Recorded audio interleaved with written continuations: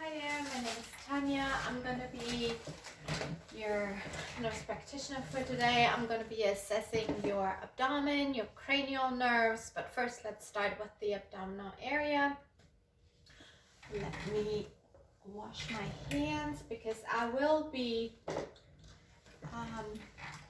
listening to you. I will be palpating and percussing you, okay? So first I would like for you to lay down for me, please.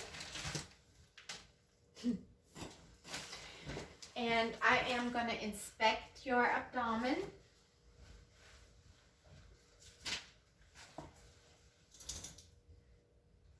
And I'm looking for any bruising, any peristalsis, any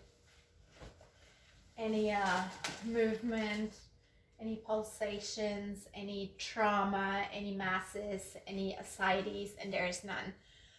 So the first thing I'm gonna do is auscultate your abdominal area, and I'm just gonna do the full quadrant: right upper, left upper, left lower, and right lower.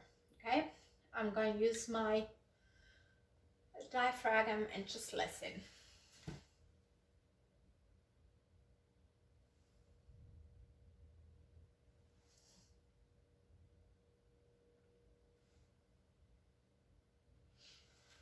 So I should be hearing stomach sounds. It shouldn't be hyperactive or crazy. At the same time, what I'm also going to be doing is I will be listening to the arteries of the abdomen. We have the aorta, which is right there by the umbilicus, the renal arteries, the iliac arteries, and the femoral arteries. And I will be doing both. I will be using my diaphragm, and I will be using my bell. The bell will give me any whooshing sounds, any turbulent sounds. I'll be able to hear better with my bell. So I'm just gonna go ahead and listen one more time.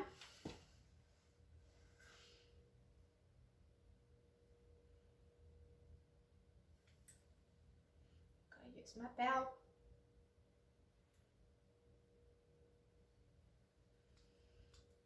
Renal arteries. Again, use my bell. And when I use my bell, I'm just using light touch. I don't want to press down too hard because that will obstruct what I hear. The iliac arteries.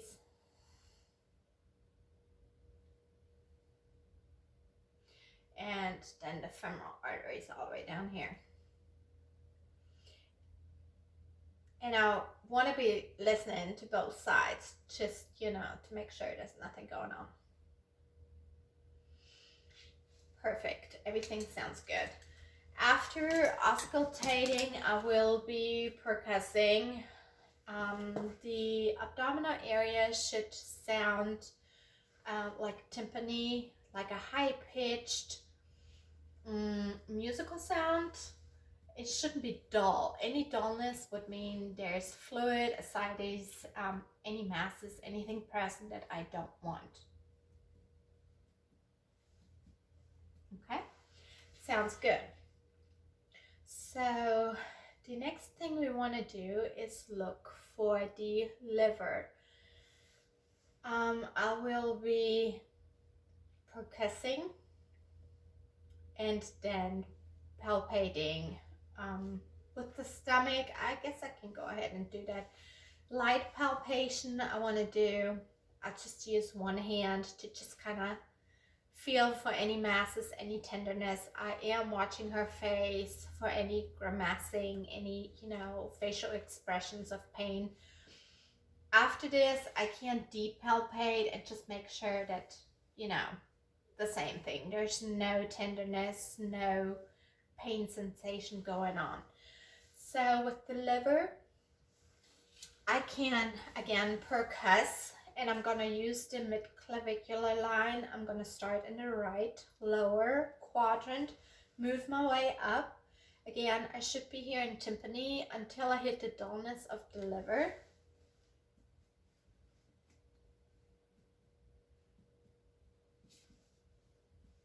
and it should be right under the costal margin right here. Once I hear the dullness, I'm gonna start percussing from the top downward, and I should hear the difference between the resonance of the lungs toward the dullness of the liver. And I want to make sure I don't hit the ribs, so I want to cuss in between and also in the mid-clavicular line. Okay, so the mid-sternal line down to the mid-clavicular line, there should be the liver lane kind of like an oval shaped in here. Okay, good. Once I have percussed the liver and kind of have an idea, I can go ahead and palpate. So I'm going to use my left hand, put it under the 11th and 12th rib. Have the patient breathe in deeply, and I will at the same time percuss deep down with my hand, right there under the costal margin. Take a deep breath and breathe out.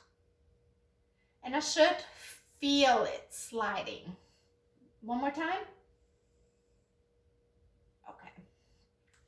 Okay, good. Another technique I can do is, it's called the hooking technique, but I don't want to do it since she's kind of laying that way. But I would use my hand and just hook underneath the costal margin, feel for the liver, and let it slide out as she exhales. All right, so we're gonna move on and just percuss for the spleen, which technically you're not supposed to hear it changing from, again, tympany to dullness, because the spleen lies right under the rib cage underneath, tucked away. But to go ahead and make sure that we don't hear it, there are two options. I can either start down here percussing on the left side, going from tympany all the way up to the costal margin, which is kind of hard to hear, or I can have you turn toward that side for me. Okay, so I'm looking for the Trops space, which is pretty much in the mid-clavicular or anterior axillary line, right around the 10th rib, the 6th rib, right between the 6th and 10th rib, between the cardiac muscle. There should be the spleen down there. If I percuss, again, I shouldn't hear any dullness. I should hear the tympany of the abdomen. If I hear switching toward dullness right here, then that would indicate a spleen enlargement, and we don't want that, okay? So, lean back to your side for me. The way to percuss, to palpate the spleen, I would again use my hand, push it under, and feel down here. I have the patient take a deep breath in and feel in the costal margin, but I should not feel anything. What I can feel on this side, however, is the kidneys. So if I do this maneuver, again, under the 11th and 12th rib, have the patient breathe in, what I am feeling more than likely, breathe in again. Down here under percussion, palpation, is the right kidney. And the right kidney lays a little bit lower than the left, so it should be a little bit easier for me to feel on the right side than on the left. I can do, you know, both sides. Put my hand again underneath and then feel. Have the patient deeply breathe in, hold it for a minute, and then breathe out. Breathe it out. Again, breathe in and breathe out. So when she breathes out, I release the pressure of my hand and I should feel the kidney slide out a little bit. All right. We can assess for a CBA tenderness, which really all we're doing is using the ulnar surface of our hand and just percuss here, and there should be no tenderness. Is it hurting? Perfect. So again, we also want to look at any peristalsis, any movement right here, especially in the aortic space right next to the umbilicus, and I want to feel and see, you know, if there's any enlargement. So I am using my hands, and first I'm gonna feel right next to the umbilicus, kind of upward. With one finger, I'm gonna go deep in and kind of have it roll over my fingers, and then I'm gonna use my other hand and do the same right next on the other side on the umbilicus. So the aorta shouldn't be but like 3 centimeters in width. If it is larger, then you know, there's obviously an enlargement and we need to look further into it. In her case, everything is good. So besides looking at peristalsis, the liver, the spleen, and the kidneys, we also want to go ahead and look for any signs of cholecystitis. So, which is, you know, gallbladder inflammation. The gallbladder lies in the right upper quadrant. So if I go ahead and push down and have the patient deeply breathe in and then relieve pressure, there should be no tenderness. And if the patient stops exhaling, keeps kind of the breath held in, that's a positive Murphy sign, and that is indicative of cholecystitis. So let's go ahead and do that. And we push down, breathe in, breathe out. Okay, good. So she's not holding her breath. The other thing we want to check for, especially in kids, we want to go ahead and look if there's any appendicitis. There are 3 signs, tests we can do. The first is any rebound tenderness. You know, the appendicitis is on the right lower quadrant down here. But if I push on the left lower quadrant, push down and then release, and the releasing of the pressure causes pain in the McBurney's point on the right lower quadrant, and that's pretty much a positive sign. So let's go ahead and do that. Okay, does that hurt? Okay, good. So the other sign is called psoas sign. The right leg, if we lift it up and I put pressure against it, lift it up, and I put pressure against it, that kind of puts pressure on the McBurney's point again, and if it would be appendicitis, it would be tender and it would be hurting. One other test we can do is kind of lean toward me a little bit to the side, have your leg flex, your right leg flex. So that's the what is it called? The obturator the obturator sign. So I am gonna have the leg flex, the right leg, and I will be internally and externally rotating the hip or the obturator muscle. If that hurts right there in that McBurney point, again, that will be a positive sign for appendicitis, but it is not. Correct? You good? Perfect. If you want to sit up one more time and turn around so I can look at your back, we can also assess for any tenderness by using my ulnar side of my hand again and tapping and looking for any tenderness and comparing both sides. So let me know if that hurts. No? How about here? Sensation about the same? Okay, perfect. So you can turn around and sit with your legs down. That concludes our abdominal assessment. Everything looks good with her, no issues. We're gonna move right along and get to assessing the nervous system.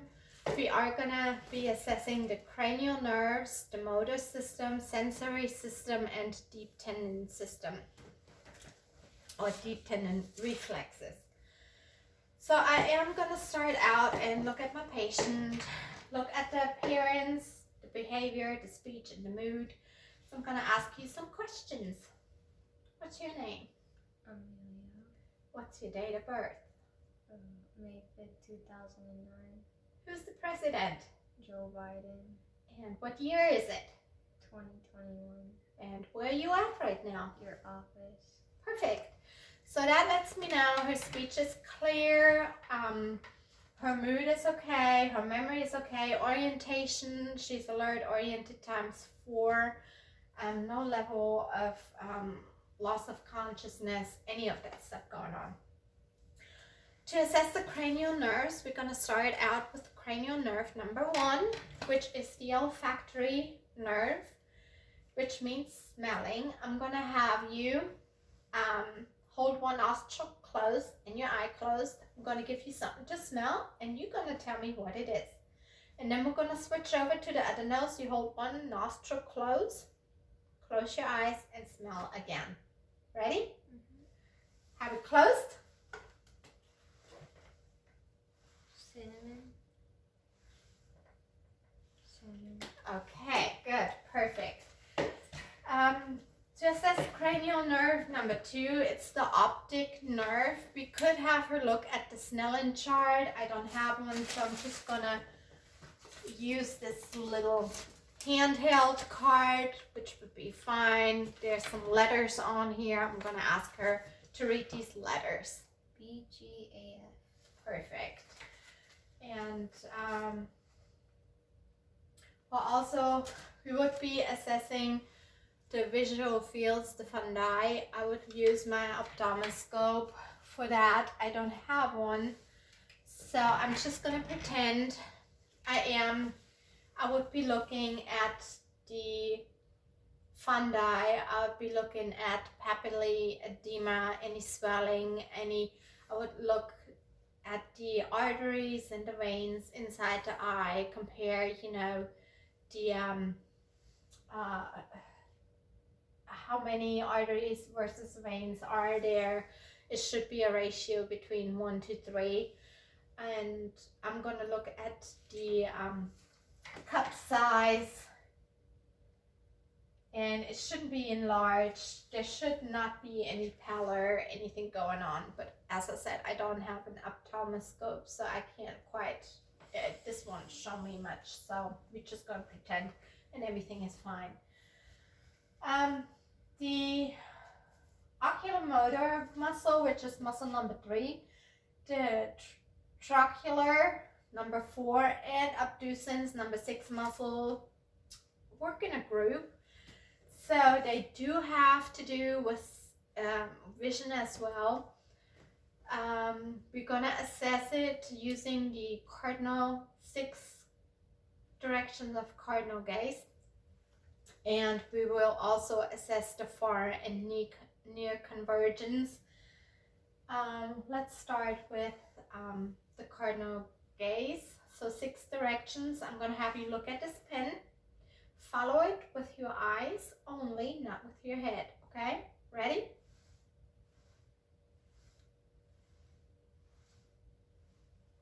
Perfect.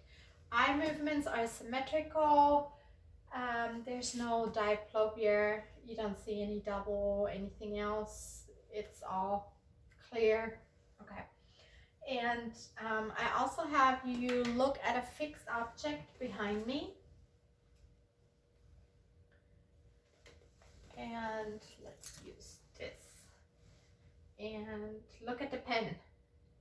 Okay, and I can see how, look back at the behind me and at the pen.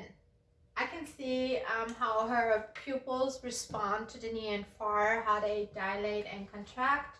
And I can also see that there's no nystagmus, which means no rapid movement of the eye. Her eyes are all the same, symmetrical. There's no nystagmus going on. There's no ptosis, which means the drooping of the eyelids, and the palpebral fissures are about symmetric, and there are no issues. So all that is perfectly fine. The trigeminal cranial nerve has to do with the temporal and masseter muscles, which means the jaws. So I'm going to have you clench your jaws, and I'm going to feel any tightness, any pain going on. Open your mouth. Okay, now move your jaw side to side. Okay, again, everything seems to be symmetric and smooth moving. There's no clenching or obstruction of movement. The trigeminal nerve, also, this was the motor response, also has a sensory part to it, which means touch, facial touch, and I will be assessing. So I will be using a cotton swab, and with your eyes closed, I will be touching your face, and you say now when you can feel it, okay? No. No. No. Okay, perfect. Also, we assess for hot and cold, which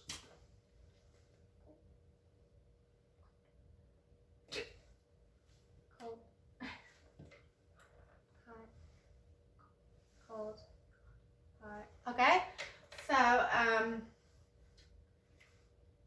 that's what the trigeminal nerve also responds. And then there's one more test we're gonna do. We're gonna do the cotton swab into the eye and check the corneal reflex. So look past my shoulders, and again, and this is perfectly normal, and she should be reacting with her eyes, and they should be a little watery and blinking. If that wasn't the case, if it was absent, then there would be an issue with this reflex. We also could use the tuning fork and assess for vibration. Let's pretend this is my tuning fork. Can you feel the vibration? Mm-hmm. There. Yeah. Tell me when it stops. Yeah. Okay. So we can assess that as well.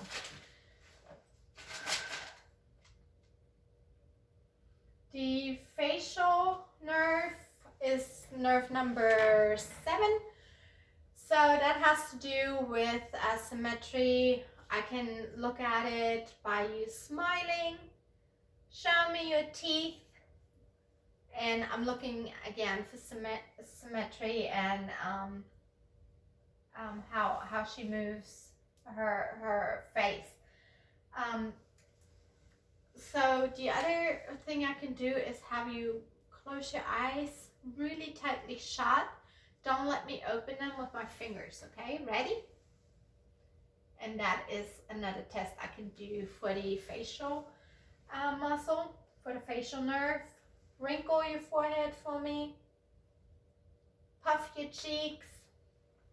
Okay, and then the other one is to kind of flex your muscles there, your neck muscles. Perfect. The acoustic nerve is cranial nerve number 8. So acoustic means it has to do with hearing. So I'm going to assess it by the whisper test. I'm going to cover one of your ears, whisper in one ear, and you tell me what I said. Ready? 1, 2, 3. Stinky dog. Perfect. Perfect. With the acoustic nerve, we also can do the Weber test, which again is the lateralization of the bone conduction. So it's the tuning fork. I put it on here and can hear it the same on both sides. Perfect. And then the Ryan's test, so that is the ear to bone conduction, with the ear conduction should be longer than the bone conduction. So I again tap my fork, place it here. Can you hear it? Mm-hmm. And then can you still hear it? Okay. Same over here. Can you hear it? Okay, hear that? And is it about the same on both sides? Perfect. The glossopharyngeal and the vagus nerve, cranial nerves, again are assessed together. That has to do with the pharynx, the larynx, and where is my, oh, there it is, and the palate. So I'm gonna have you say ah, open your mouth. I'm gonna look in your mouth, okay?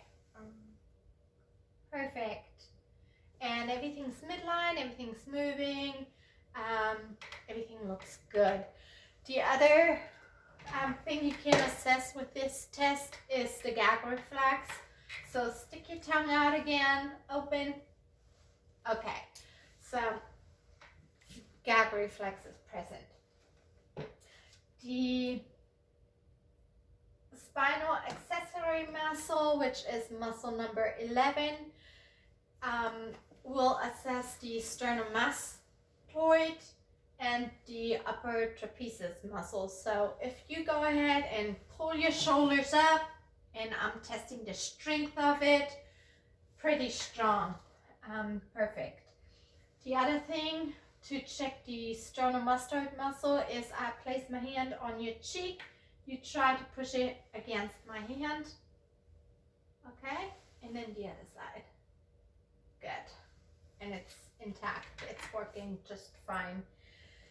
The last cranial nerve is nerve number 12, which is the hypoglossal nerve. It has to do with the tongue movement.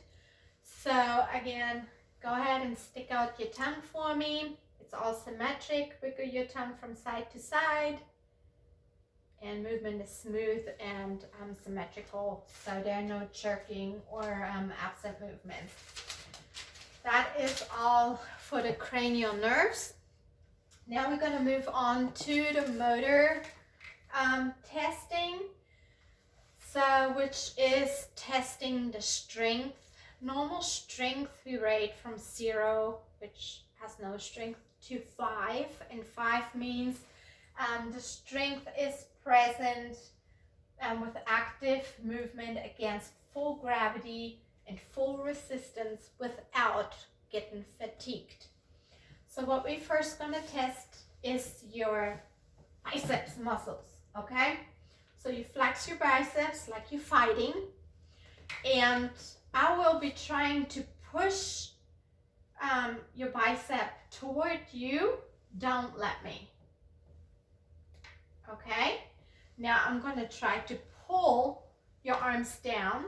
Don't let me. Perfect. I'm going to assess your wrists, your hands. So hold them up like Superman. And I'm going to do the same thing. I'm going to try to push your wrists down. Do not let me. Okay? And I want to try to push them up. Don't let me. Ready?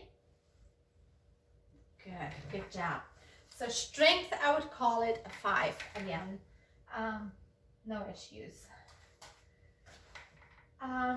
We're gonna also assess your grip. So you're gonna be squeezing my fingers and I'm gonna try to pull it out.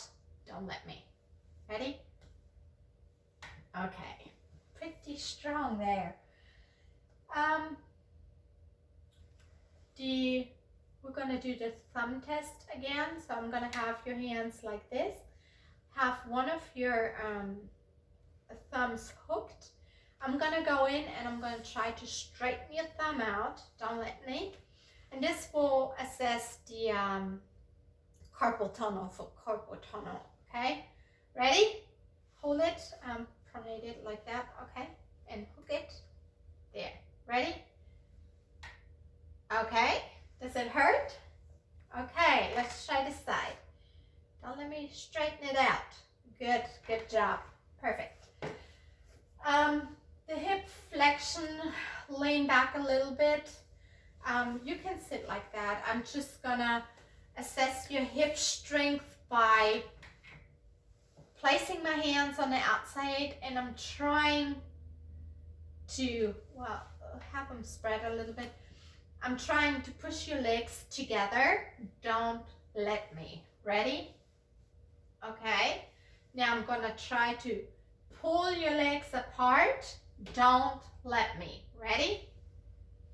And again, this is assessing the hip strength. You can come up.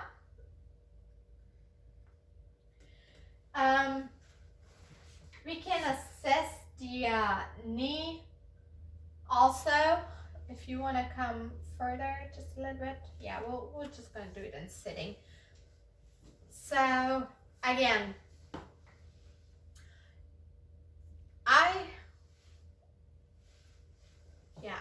hold it up. I will be trying to push your leg down. Do not let me. Ready?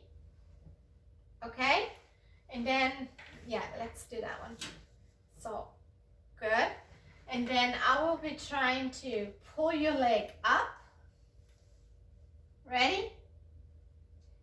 And I have to be careful with this one because it does test the quadricep muscle, and that's the strongest muscle. So I don't want, to pull too hard, but it looks like she's doing fine. So again, don't let me pull it forward. Perfect. Good job. Let me assess your dorsiflex and plantar flex strength. So we're going to use this foot. Again, don't let me push